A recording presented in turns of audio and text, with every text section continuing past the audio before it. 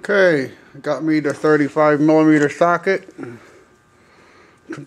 We loosen this bolt right here. I'm going to take it off.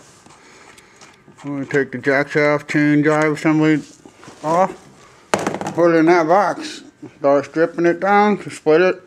Finish splitting. Put all the internals in the other case. Here we go. Okay, we got the jack shaft chain assembly off. I put it in the box here. You can see it looks like a giant timing chain for a car. It's like a V8 American, particularly. Anyway, now we got to move on to taking apart the reverse neutral switch setup, and it's probably a light indicator as well. Anyway, and then remove these bolts for the bearings here, so we can remove the drive shaft assembly. So here we go. Reverse switch removed.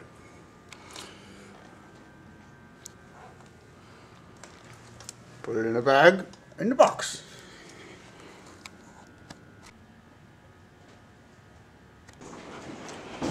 Okay, now we're at the stage here that I'm going to leave these bolts here on there. This is the main drive gear that connects it to the output shaft over here. Reason being is it'll be a lot easier to deal with piece at a time than all at once. So on this side, that's the drive gear that you see with the bolts. Okay, well now we're going to take out this complete transmission assembly. This half, the output, the input of the clutch, jack shaft, and output shaft, reverse shaft, shifter rails, drum. We're gonna put that all on the new case, which is over here, and you'll be seeing the process. So here we are. Whenever you're working on these motorcycle type engines, you need a lot of pieces of wood around, because as you see here, I got the crankcase prop so that the shafts can all sit like they do if they were in the bike. And the reason being is I don't want to mar up any of these surfaces for the bearings to slide through properly, as well as some bearing surfaces, so we don't want to hurt them. And so now I got this one sitting like this. I got to put my other half of the case at the same side over here. And sitting it just like that one. So as I pull the parts out, I'm going to drop them right in. So here we are. Alright, I got it all set up here. Case is on sitting wood. Of course, I got the one I like to keep on the best support possible. I got the wood set up nice, so we can drop these parts from this one over. I got this one set up like this in case we need to get our hands in here easy enough to pop them in now, pop them out. So now I gotta start taking all this stuff out of here and put them over here. So it's gonna be a slow process because there's gonna be a lot of parts that are gonna want to fall out of your hands and stuff. So you gotta be careful where you know where the shifter forks go, you know, and right over here. So and there's the other shift fork rail. So very important that you put them back in exactly the same place, and this one is here and that one was always there. There's no mixing of parts. So here we go.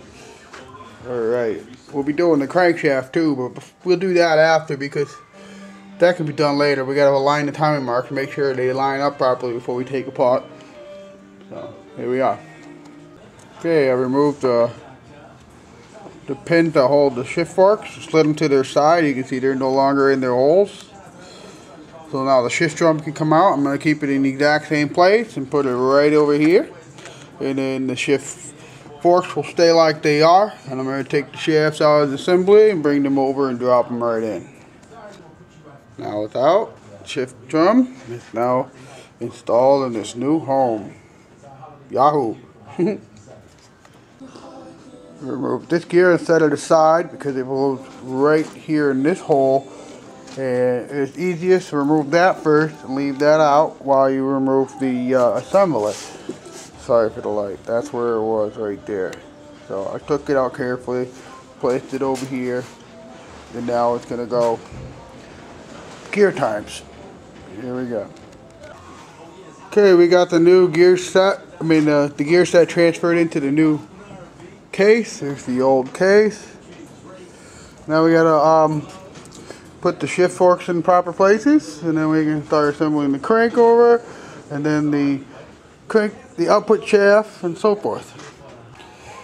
Okay, we got the shifter drum back installed, all back in place, and we got the reverse gear back in.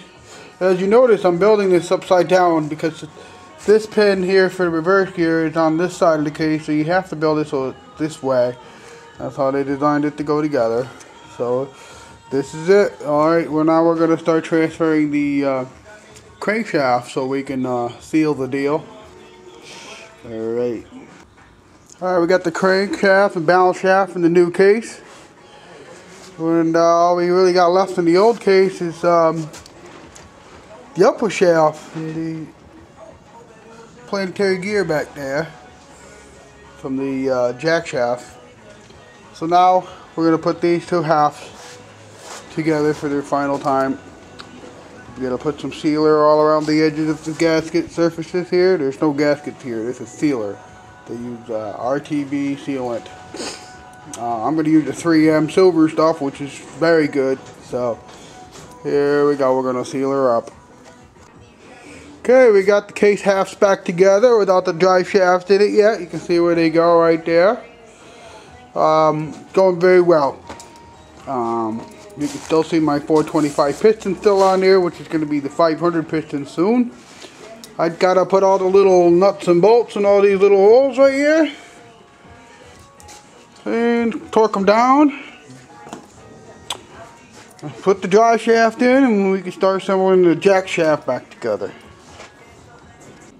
Okay, the case is all torqued down. You can see the sealer coming around all the edge of the case, a little out of it. That's good. So now we can start assembling the jack shaft and output shaft assembly. We gotta take it off the old case here. Okay, we got the output shaft removed. You can still see the bottom shaft for the chain drive system to connect to the output here. The output shaft is installed into the new case, and we gotta put the jack shaft assembly with the jack shaft lower gear put here, and we'll be able to hook it up. Okay, we got the jack shaft assembly done, the output gear chain on. We got to torque the bolt down here for the jack shaft gear, and we'll put the reverse assembly, and then we seal up the jack shaft assembly. We got to put the reverse box assembly up here, the switch and all that good stuff, and we'll be sealing it up some more. Okay, we got the jack shaft cover on. We're about to put the reverse module system together, and we'll do reverse actuator on. We put the chain tensioner guide on too. Okay, this case, all we got left on this now is the oil line here, and it's scrap.